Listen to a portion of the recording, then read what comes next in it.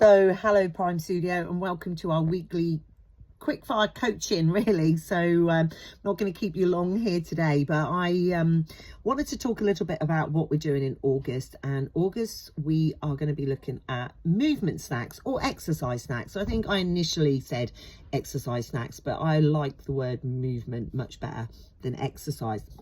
So we're going to be looking at movement snacks. Now, I know that in Prime Studio, exercise is one of our key principles.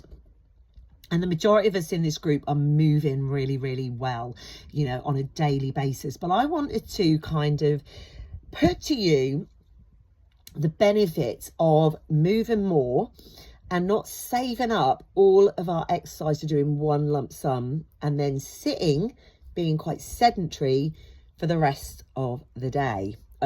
So this is really a shout out, I suppose, to all those of us that have to, or all of you that have to work, you know, in a job where you sit a lot, or you are maybe coming home from work and are, you know, sitting down in front of the TV for several hours in the evening, or you're going on holiday, and even though it's a bit of a one-off, you know, you might only be going for 1 week or 2 weeks, but during that time that you are, you know, you're resting, recovering, recuperating, whatever you want to call it, but it's still really important that we move and we do some kind of movement, even if it is only 5 minutes, 1 minute, even 1 minute or 5 minutes. Okay, so, and also I think this is really interesting if you know anybody who is fairly sedentary, anybody that is, you know, sitting around quite a lot, even forced sitting. And I say that is work, you know, so we know that we live in a really sedentary society. You know, our society today, we've got every gadget known to man, and it's only going to get worse. And jobs today are far more sedentary. We sit on our bums much more than ever before. So it's really important that we move. And through this group, we know that we, you know, strength training, some cardiovascular through walking, you know, is really important for us, and it's important that we continue that. But if we are sitting for long periods of time and not moving, then all of these other principles that we might be embarking on, or things that we might be trying. So for instance, I was listening to something where they were talking about somebody was really interested in cold water therapy, and this doctor said to them, well, there's no point in cold water therapy if you're not, you know, are you doing any exercise? What's your nutrition like? So they covered all those points first, and then, you know, he turned around and said, well, you've got to get those right before you even think about cold water therapy. And I suppose that's much the same in terms of increasing protein, whether it's about, you know, intermittent fasting, you know, all of those things that can have a real benefit on our health, but none of them will have as much benefit on our health as moving our bodies, as exercise, as strength training, as, you know, just keeping ourselves moving. So we have to weigh that up. You know, all those other things are great and can have a cumulative effect on our health and our well-being, but if we're thinking about our longevity of life, staying disease-free and maintaining our muscle mass, our strength and bone health as well, then we have to move much more maybe than what we are at the moment. So have a little think, and you can think through your scenario. You know, what happens when you get up in the morning? You know, so for some people it can even be get up in the morning, get yourself ready for work, go sit downstairs or sit somewhere and eat breakfast if that's your first meal of the day. Then you might go and get in a car, and then you travel off to work. You go to your desk, you sit at your desk, you sit in meetings. Even if you're not traveling in a car, you walk upstairs maybe, and then you sit at your desk and then you stay there. And then you might go get your lunch, sit down and eat your lunch. Then you might sit at your desk for more meetings, more work in the afternoon, and then you get your dinner, you sit down and eat your dinner, and then you might decide, right, I'm going to my class, I'm going to do a workout. So you might do a 30-minute workout, you might go to a class and do that for an hour, and then you come back and then you grab yourself a shower and then you go sit on the sofa.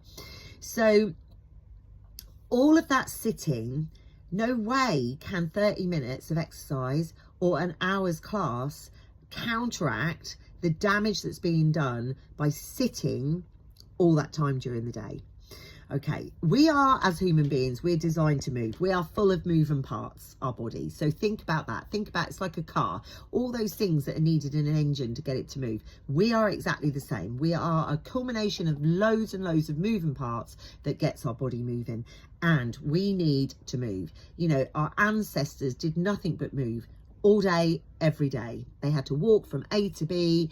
You know, they didn't even really sit down to eat. They used to squat, if we go right back. So it's, only us here in this 21st century that are literally sitting on our backsides and doing very, very little.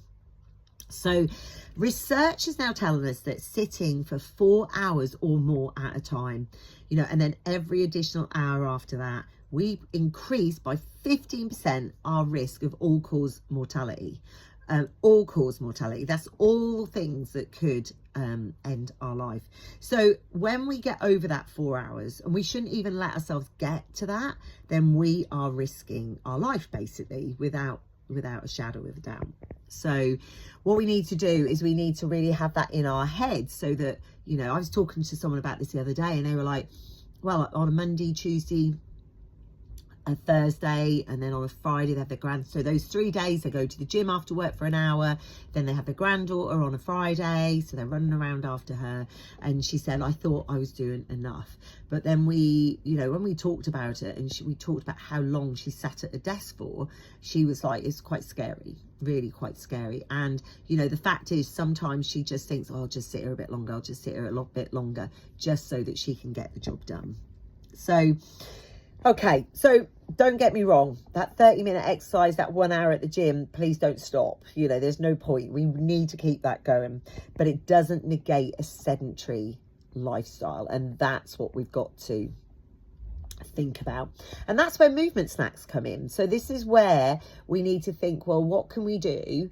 Whether it's on the hour, every 2 hours, every 3 hours, maybe even every 4 hours during the day, what can we do to then get ourselves up and moving and doing some restorative exercise? So it could be some mobility, it could be some strength work, it could be some cardio. You could mix it all up, and you could do a whole range of different things that can really help and support you. Okay. We've been doing our 10,000 steps a day. The more I look at that, 8,000 steps is the optimum that they say we need to be doing every day. Are you measuring how many steps you're doing? Because sometimes that's really scary when we're looking at our pedometer, our watch, whatever wearable we've got, and we realise that we're only doing 2,500 to 3,000 steps. Our biology means we are meant to be in motion. Walking is free, but it's a uniquely human movement. No other animal is up on 2 feet. Oh, excuse me. No other animal or creature is up on 2 feet. It's uniquely human way to move. We also know that when we walk, it can work wonders for our heart, for our muscular strength and conditioning, and it actually just makes us feel good mentally to be outside as well. Totally undervalued. It can do other things. So walking can do other things to help and support us. It can really help improve our blood sugar levels. It can reduce stress, reduce the levels of cortisol in the body. It balances our nervous system. And believe it or not, if you're struggling with something like constipation, walking can really help resolve that, incredibly so. So movement really is medicine, and it's a message that I've wanted, I work at getting over loud and clear to people all the time, but it really, really is. So how much do you sit in a day? I've put a little poll in the group this week. If you haven't filled that in, I'd really like you to. It's nothing personal, but just to understand who is sitting for 4 hours or more. And also, are you out for that walk, once a day? Are you already doing some kind of movement snack? Do you already buy into that? And are you doing it already? So I'd be really interested to hear that as well. So today I've put a movement snack in. I think I'm going to put So I've got a couple of 5-minute snacks for this first week, but I'm also going to be talking about what can we do for a minute. I'm going to put some examples of some really good plans for people, you know, that you can you can use as well, dependent on what you're doing already. So I'm going to draw those up in a PDF document, and I'll get those posted in as files into the group. So that's going to be really useful. So again, I'm not going to overwhelm and bombard you with those. So I'll drip those into the group like I do most other things. All right. So if you do nothing else this August, then can you add some movement snacks into your routine to keep things moving, keep things going, and make sure that we are, you know, moving as regularly as we possibly can. All right. I hope that's useful. See you all soon.